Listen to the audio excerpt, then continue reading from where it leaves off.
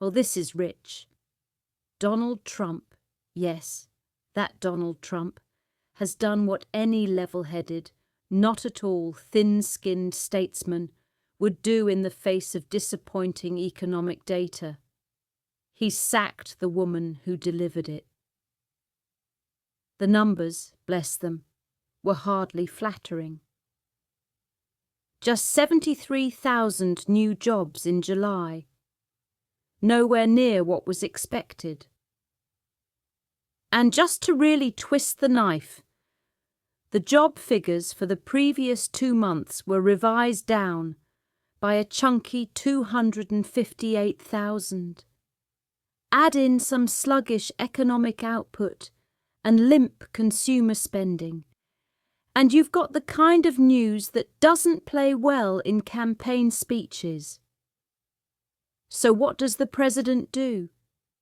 Does he address the issues with nuance and maturity? Of course not. He fires Erica McIntyre, the head of the Bureau of Labour Statistics, because clearly the real problem isn't the economy, it's the arithmetic. And with all the subtlety of a toddler at a sweet shop, Trump took to social media, thundering that the numbers were rigged by some vast anti-Trump statistical conspiracy. Naturally, he assured the world the US economy is booming because, vibes. McIntyre, incidentally, was confirmed in her post under Joe Biden just last year. She's a respected economist, not a Vegas magician, though clearly Trump expected her to pull 1 million jobs out of a hat.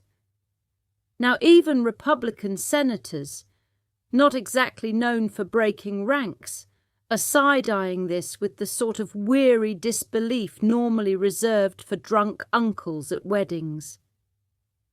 If the president is firing the statistician because he doesn't like the numbers but they're accurate, then that's a problem, said Senator Cynthia Lummis, gently tiptoeing around the words authoritarian nonsense.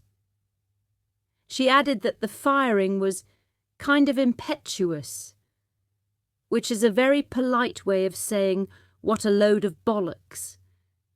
Senator Tom Tillis was slightly more blunt. They ought to grow up. Then there's Senator Rand Paul, who, bless him, still believes in objective facts.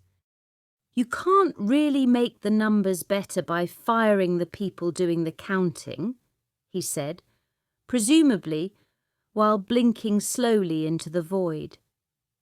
Paul also mentioned something about needing objective statistics to guide economic policy. Sweet, isn't it? Like someone trying to play chess while the rest of the room is setting the board on fire. Senator Lisa Murkowski chimed in with the obvious. When you fire people, then it makes people trust them even less. Groundbreaking stuff, really. To top it all off, even William Beach, Trump's own former pick for BLS commissioner, called the firing totally groundless and warned it sets a dangerous precedent. But hey, when you're trying to turn data into campaign slogans, who needs credibility? So here we are. The job market's sputtering, the stats are grim, and Trump's solution is to throw the statistician under the bus and shout fake news out the window. If the economy doesn't improve soon, perhaps he'll fire the calculator next. God help us if the weather turns. He might go after the meteorologists too.